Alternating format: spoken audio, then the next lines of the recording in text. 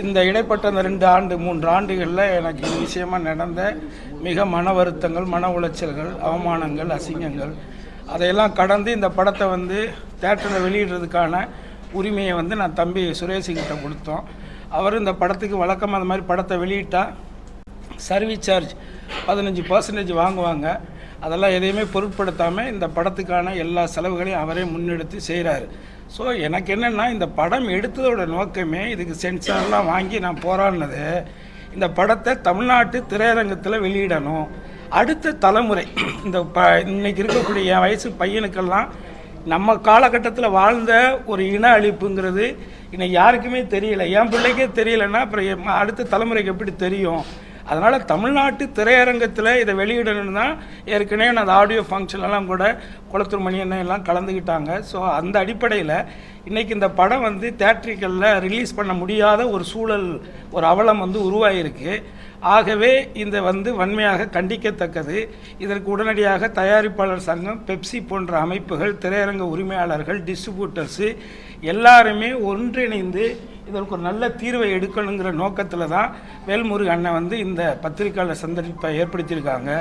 என்னை பொறுத்தவரை நான் இது வரைக்கும் 6 படம் எடுத்திருக்கிறேன். நான் இது மாதிரிலாம் எதுவுமே கேட்டதில்லை, சொன்னதில்லை. நான் இந்த பத்திரிக்கையாளர் சந்திப்பு மூலமாக மாண்புமிகு தமிழக முதலமைச்சர் அவர்களுக்கு நான் ஒரு கோரிக்கை வைக்கிறேன். இப்போ பொருணை, கீழடி போன்ற நமது முன்னோர்களுடைய வரலாறுகளை இன்றைக்கு ஒன்றிய அரசு புறக்கணிக்கிற இந்த சூழலையும் கூட அறிவியல் ஆதாரங்கள் வேண்டுங்கிற சொல்லக்கூடிய நிலையில் இன்னைக்கு அருங்காட்சியகத்தை அமைச்சு நமது முன்னோர்களுடைய பாரம்பரியம், மொழியினுடைய வரலாறு, தொன்மை, தமிழர்களுடைய தொன்மையை, ஆரியர்களுக்கு முந்தைய தொன்மை, தமிழர்களுடைய தொன்மைங்கிறத முனைப்போடு செயல்படுத்தக்கூடிய மாண்புமிகு முதல்வர் அவர்கள் இதுவும் நமது தொப்புள் கொடி உறவுகளாகிய இலங்கையில் நடந்த ஒரு மிகப்பெரும் இனப்படுகொலையில் பணியாற்றிய மருத்துவ பிரிவினுடைய மகத்துவமான ஒரு செயலைத்தான் இந்த உலகத்துக்கு நாங்கள் சொல்ல நினைக்கிறோம். அதனால் மாண்புமிகு தமிழக முதல்வர் உடனடியாக இதில் தலையிட்டு இந்த படத்தை எப்படி நாமெல்லாம் படிக்கும்போது காந்தி படத்தை ஒவ்வொரு தேட்டராக வேறு 5 ரூபாய் 2 ரூபாய்க்கு போட்டு காட்டினாங்களோ அந்த மாதிரி இதை தமிழ்நாடு முழுவதும் நீங்கள் அடுத்த தலைமுறை இளைஞர்கள், குழந்தைகள் பார்க்க வைக்கணும் அப்படிங்கிற ஒரு கோரிக்கை.